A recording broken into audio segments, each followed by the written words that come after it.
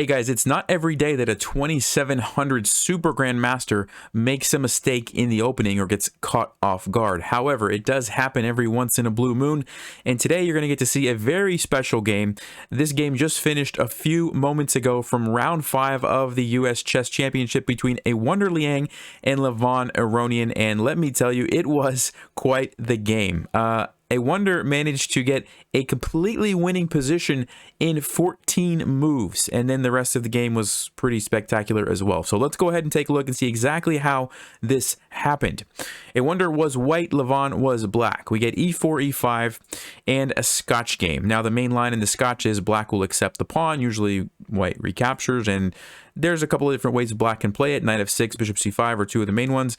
But in this game, Awonder played the move bishop to c4. This is known as the Scotch gambit. And again, most common we have knight f6 and bishop c5.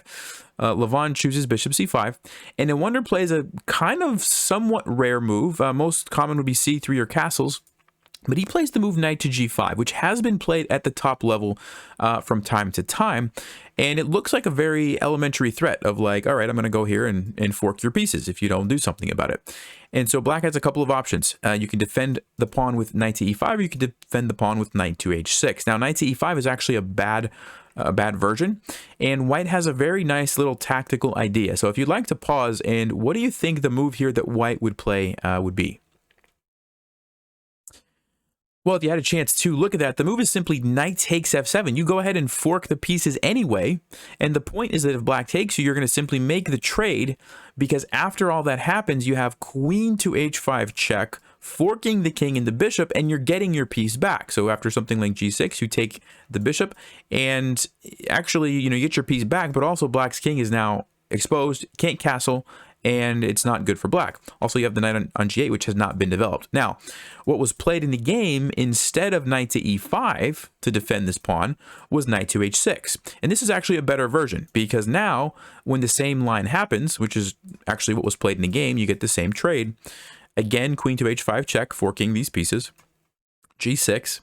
And now, notice how instead of the knight being on g8, you have the knight sitting over here on c6, which is a better version for black. You'd much rather your knight on c6 than on g8. On g8, it blocks the rook. On c6, it helps defend your pawn and control the center. So this position, according to Stockfish, is just equal. It's just very equal, which is interesting because, from a human standpoint, I think I like white, only because I feel like my king is safer and black's king is kind of exposed. However, Stockfish, says it's equal. So d5 is a very good move. He's basically sacrificing the pawn to let out the bishop, although it's not really much of a sacrifice, because if white takes it, white's going to get into big trouble. So first of all, if you take with the pawn this way, the rook's coming over, and now it's actually white who's in big trouble because you didn't castle in time. Your king's getting attacked. You can't even block because of the pawn. You got to move your king somewhere, and now your king's going to get attacked. Okay, so you don't want to take that way. And if you take with the queen first, we get this trade, and now knight to b4 is a really good move for black, threatening the fork, also threatening your pawn. Next thing you know, bishop's coming out, rooks are coming over, and black is actually winning. So, of course, Awonder knows that and doesn't take it, plays the move c3. We get takes, castles, rook to e8, takes the pawn back, queen takes d4, and now Awonder does not trade queens, which makes a lot of sense. You don't want to trade queens when you're trying to attack your opponent's king. You want to leave the queens on the board so that you can hopefully checkmate the king. So he doesn't take, and he plays the move queen to g5, just kind of finding an open square for the queen that's sort of keeping an eye on black's king, and maybe you have ideas of coming into h6, maybe f4, lots of places the queen could go depending on what happens in the game. So knight to b4 is played. Now this is move 13. Levon is threatening to go here and, maybe trap the rook. Bishop to d2. This is a very, very good move. And the reason this is such a good move is because he would simply like to go to c3 and get control of this diagonal. Now, one of the things about opposite colored bishop games, so when I say opposite colored bishops, what I mean is this bishop is on a dark square, which means it can only ever control dark squares on the chessboard. Black's bishop, on the other hand, is on a light square, which means it can only ever control light squares.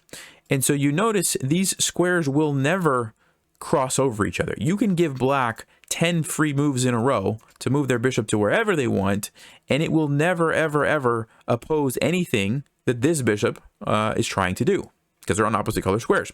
Which means once white gets the bishop on c3, it's going to be extremely difficult for black to defend, okay, because of the queen-bishop combo. It's probably going to be checkmate. So that's the idea. Of course, if the queen takes on b2, you can play bishop c3 anyway. Defends your rook, attacks the queen with tempo, and you're getting ready to checkmate black. The queen's going to come in, and it's over for black, right? For example, you move the queen, you get checkmated in 2 moves like this. Okay. So, what does Levon do? He plays the move queen to d6. Now, this is actually a huge mistake, and it looks kind of like a logical move because, okay, you're trying to get out of the diagonal ahead of time. The problem is it's just not the right square for the queen after white's next move. So here we are on move 14, and Awonder has a significant advantage, borderline winning the game already, which is fascinating. And you can see, leading up to this point, Levon is the type of player who doesn't like to think in the opening. He knows lots of theory. He plays very quickly. And notice his time usage. If we go back a couple of moves, he uses 4 minutes there. He uses almost 15 minutes there, which is a very long time.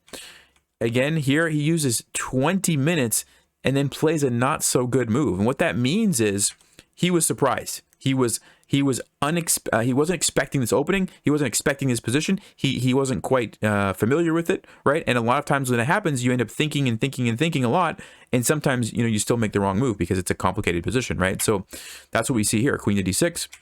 Knight to c3 is the way that white can take advantage of this, and that's exactly what Awonder does. This move is really good for a couple of reasons. You've got knight b5 threats where you're starting to attack the queen this way. You're also threatening this pawn on e4, and if you can get another rook involved at some point, or if this rook moves for whatever reason, the knight can come in, and all of a sudden you have the knight involved as well. Okay, so really good position already. So c6 kind of takes care of these threats, but now Awonder just kind of continues bringing in the pieces. This rook comes over, creating the discovered attack on the queen, which means he can move this bishop anywhere he wants, and then the queen's going to be attacked. Very dangerous situation to be in. So bishop to f5. Levon is trying to develop his pieces, but he's really just too late, and a really nice move here. I don't know why the engine is giving the dubious symbol, because this is a good move. I'm not sure what, I think the engine is actually just confused. It was saying f3 is a better move, but really a g4 is a great move. So anyway, g4, you attack the bishop, and where's the bishop going to go? So Levon actually plays h6, trying to get tricky. The point is that if you take it, now you have rook h8 ideas, and there's some counterplay here for black. So you don't want to take the pawn, but white simply plays queen h4, ignores that temporarily. You still have the threat on the bishop, and now the bishop has to move. Levon goes all the way back, and the reason is if you go to e6, you've now blocked the rook, so you're no longer defending the pawn, so the knight's coming in, attacking the queen. You've got threats over here. I mean, this is just terrible position for white, so you don't want to go there. I'm sorry, terrible position for black. If you go to d7, the problem here, I believe, is that you simply can do something like this, and the rook is now lined up. Once the queen moves, the bishop's going to be a target and a liability for black, and so you don't really want that. And so he decides to go all the way back, which, yes, the bishop is safer, but the major drawback now is this rook is stuck. The rook's not coming into the game anytime soon, right? Which is bad news. So bishop takes h6. Remember that discovered attack that we talked about? Now the queen has to move. Not to mention, black's king is even more exposed because the pawns are falling. The knight blocks. Bishop to g5. He's setting up, potentially coming in here with the queen. Lots of threats that black has to deal with. f3, activating sort of the final piece here. Okay, once this gets traded, then this rook is involved, and you can just see how white's pieces are just absolutely perfect, and black still looks like these are undeveloped. So already +6 according to Stockfish. He takes here with check, plays bishop to h6. The queen comes in, sidesteps that, and Levon is trying to, desperately complete his development, get these pieces into the game, but it's just a little bit too late. Queen to g5. The immediate threat is queen takes g6, which would lead to checkmate on the next move. He defends that, and now Awonder plays a fantastic move, sacrificing the rook on f7. Levon does not take it. The point here is that if you do take it, the rook's going to come over with check, and there's just so many pieces that black has to deal with. Like, you could try to run, but queen takes g6 leads to a checkmate. The rook comes down. It's kind of a longer one, but queen to f5, king to b8, bishop to f4 check. You can take it. and then there's checkmate here. So that's kind of the major threat if you take the rook. So because of that, Levon tries to get a little bit tricky, takes here on h6.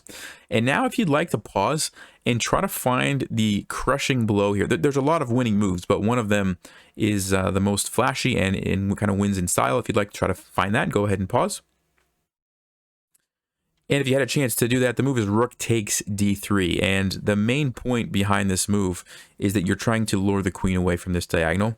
And so after the queen takes, you can play the move queen to f6. And normally, you know, when there's a queen and your king is like this, there's going to be some checks, and you have to watch out for perpetual check or something happening. But in this case, notice how all of the checks from the queen are covered. Every single one of them. The knight's covering all of these, and then the queen over here is covering all of these. And so anything that black's trying to do doesn't really work. Levon plays rook takes h2, sort of a desperate attempt to maybe get some kind of perpetual with the queen, but Awonder plays it very nicely. g5, and Levon resigns. Yes, you can come down here with check, but eventually the king is going to be able to escape. For example, you just kind of walk this way, and I guess eventually you just kind of hide over here. And let's just see, for example, something like this. And once your king gets over here, the queen runs out of checks, and there's checkmate here. You can't stop it. So that's why after g5, Levon resigns in 32 moves. Tremendous game by Awonder Liang, and you don't see this very often at the 2700 level. An attack like this from such an early position, pretty fascinating stuff. So hope you guys enjoyed that game. A lot of the other games are still in progress, so I can't give you an update on the standings right now, but definitely a nice win for Awonder, and I will see you guys in round 6. Stay sharp, play smart, and take care.